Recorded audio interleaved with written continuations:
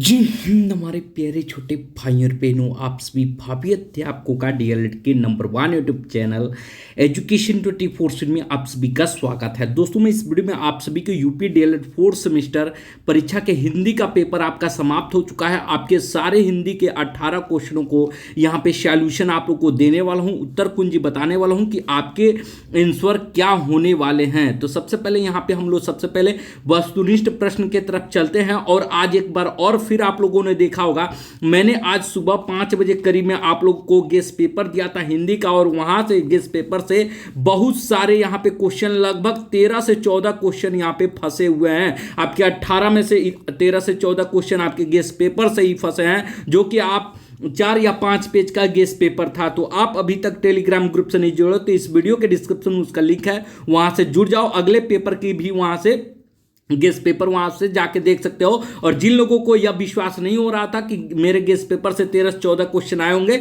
वह जाके अभी भी मिलान कर सकते हैं, वहां पे गेस्ट पेपर पड़ा हुआ है। बाकी जो लोग देखे होंगे उनको पता ही होगा। सबसे पहले यहाँ पे पहला क्वेश्चन है, आंसू किसकी रचना है? ठीक है, तो आंसू किसकी रचना है? जयशंकर प्रसाद जी की रचना है। आंसू बहुत ही प्रचलित रचना है। उसके बाद से आते हैं, प्रत्येक शब्द में संधि विच्छेद संधि कीजिए। प्रत्येक में क्या होता है? प्रतिधन एक होता है, तो यह हो जाता है क्या? यण संधि होता है, क्योंकि य या व के पहले कोई आधा अक्षर आना चाहिए, तो यह क्या हो जाता है? यण संधि हो जाता है। ठीक है, उसके बाद से तीसरा क्वेश्चन कहता है, बसेरे से दूर पुस्तक के लेखक हैं। यह बहुत ही फेमस रचना है और यह हरिवंश राय बच्चन जी के द्वारा यह लिखी गई है। इन्हीं के द्वारा यह लिखी गई है, जो कि अमिताभ बच्चन जी के पिताजी हैं। राम शब्द का पंचमी एक वचन रूप लिखिए। राम शब्द का पंचमी एक वचन रूप जो हो जाएगा, रामत हो जाएगा। ऑप्शन नंबर चौथा आपका सही हो जाएगा। उसके बाद से यहाँ पे आते हैं 5वें क्वेश्चन पे। 5वां क्वेश्चन कहता है, आधुनिक युग की मीरा किस कवित्री को कहा जाता है? दोस्तों, ये बहुत ही फेमस क्वेश्चन है। ये बहुत ही बार पूछा गया, खास करके यूपी टेट में भी पूछा गया, सुपर टेट में भी पूछा गया।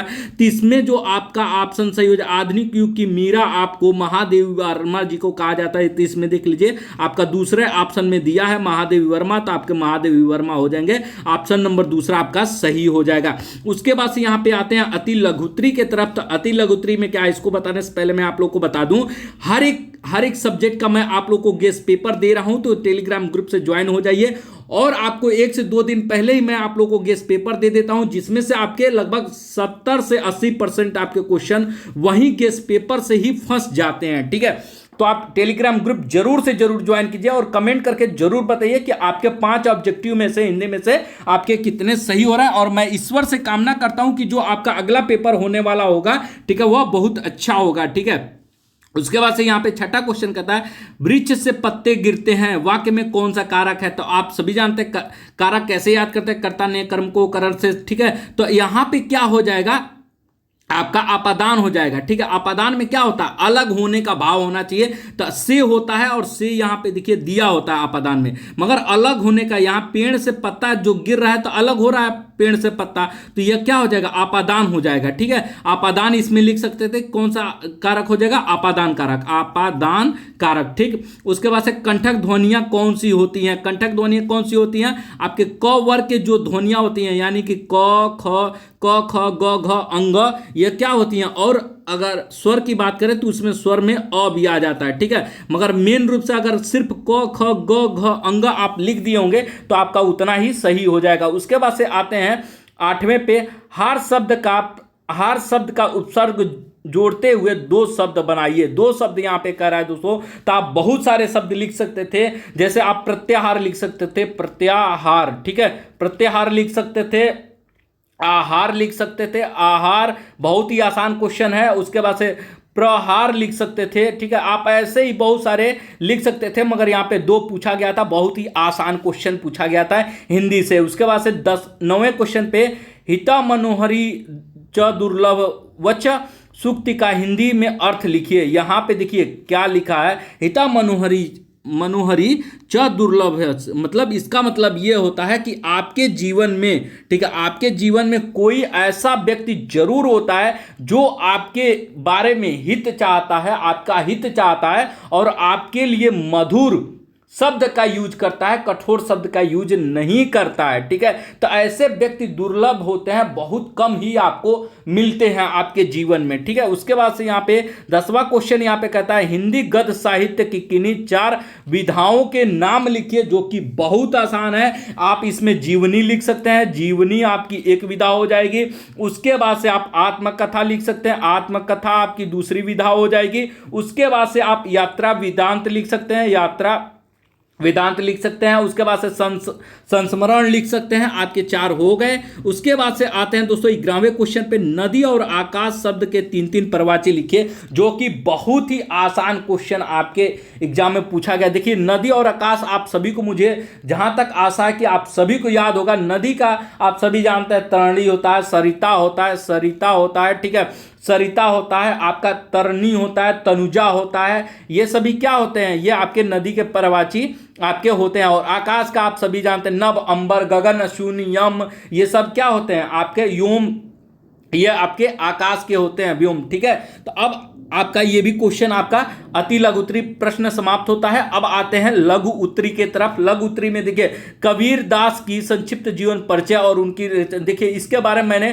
टेलीग्राम ग्रुप में डाला भी था कि कबीर का आप लोग याद कर लीजिएगा। कबीर और तुलसीदास का आपको पूछने, सूरदास का, इन लोगों का पूछने का सबसे ज्यादा चांस बनता है, तो यहाँ पे पूछा ही गया। उसके बाद संस्कृत भाषा में उच्चारण के दोष 5 कारण बताइए, ये भी मैंने आप लोगों को शायद डाला था इस क्वेश्चन। ठीक है, उसमें दो ही कारण मैंने डाला था, जबकि इसमें 5 दिया है। ठीक है, उसके बाद से आते हैं, उसके बाद से 14वां क्वेश्चन कहता है कि निम्नलिखित शब्दों का संधि विच्छेद, ठीक है, संधि विच्छेद कीजिए। तो विद्यालय, महोत्सव, रमेश, पवन और यद्यप। विद्यालय का विद्याधन आलय हो जाएगा, महोत्सव का महाधन उत्सव हो जाएगा, रमेश का रमाधन ईश हो जाएगा, पवन का पोधन अन्न हो जाएगा, यद्यप का यदि धन अपि हो जाएगा, यदि धन अपि हो जाएगा। तो आप ऐसे इसको सभी को संधि विच्छेद कर सकते हैं। ठीक है, उसके बाद से 15वां क्वेश्चन कह रहा है कि यात्रा वेदांत किसे कहते हैं, हिंदी के किसी एक यात्रा वेदांत का नाम और उनके लेखक का नाम बताइए। यात्रा वेदांत से ही आप समझ जाइए कि जो लेखक